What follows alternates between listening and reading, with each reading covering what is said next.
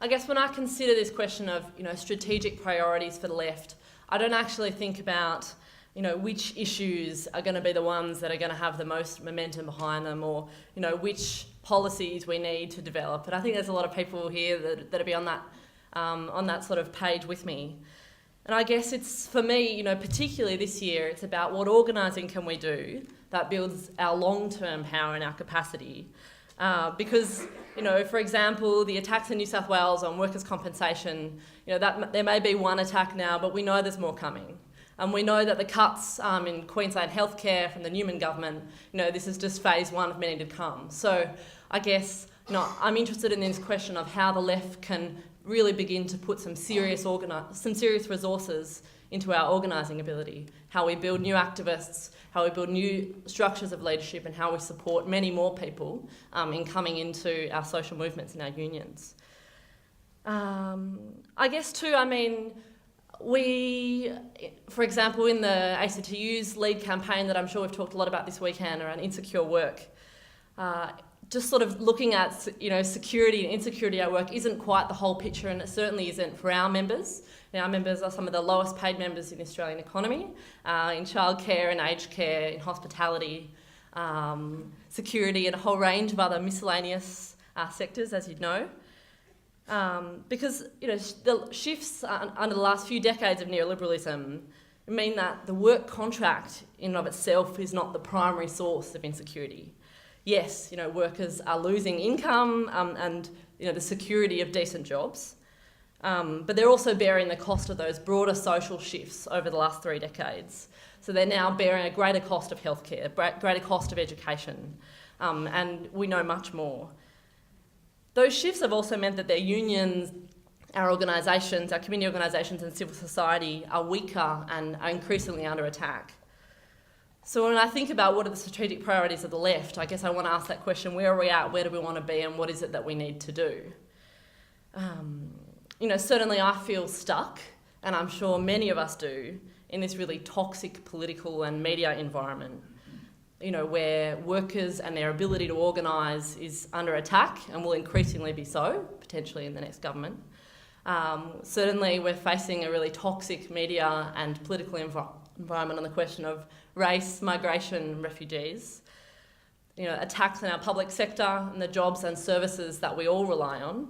And of course, attacks on the movement that's attempting to avert runaway and dangerous climate change. But I certainly feel like, trade unions and the left have little capacity to influence the big debates of today, and we've really got to begin to turn that around.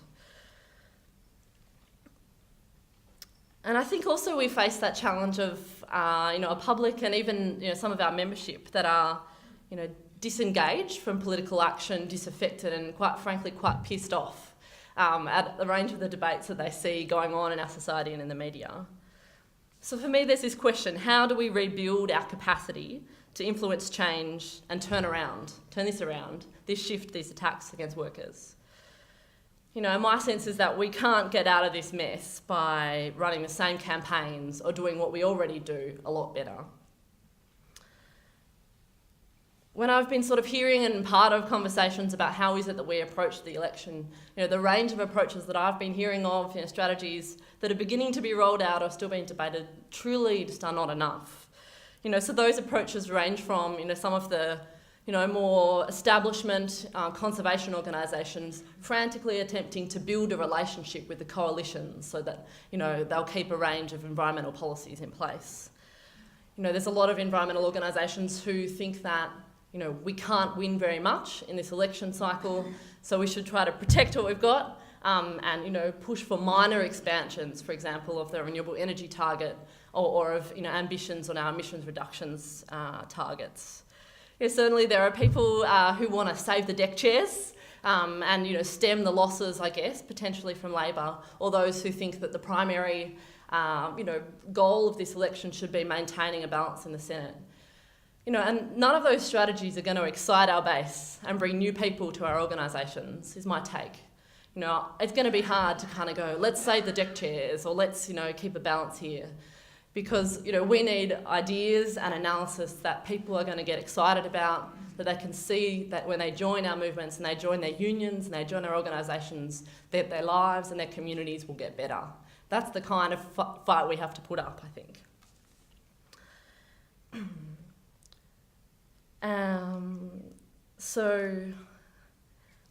There's been a lot of reflection, I think, on what's happened to the climate movement in the last 5 years. And certainly there's a lot of people who say it hit its peak in 2007, and there's been a lot of shifting since then. I don't think that it's all bad, and I think what we have to look at is the parts of the climate movement that are strong and that are growing, that really shows to us, I guess, the path for that movement and for others. So, for example, the 100% Renewables campaign, there was a workshop in the last session and some folks here from that. That campaign has focused all of its resources on community organising, on building a base, on door knocking, on getting serious about the databases they build, on developing activists and hundreds of new leaders. They've taken that approach of community organising very seriously with very minimal resources, very minimal kind of staff time, but have really built up a huge network of people that are really committed. And they've done it around a vision for 100% renewable energy, obviously, but one that people can believe in, a solution they think that we can get to and that we can win. I think another one too is what people have been talking about is the Lock the Gate network, again, done on the smell of an oily rag, but that is really focused on that process of community organising, how we support more communities in locking the gate, how we build new leaders and how we really support them in building the campaign.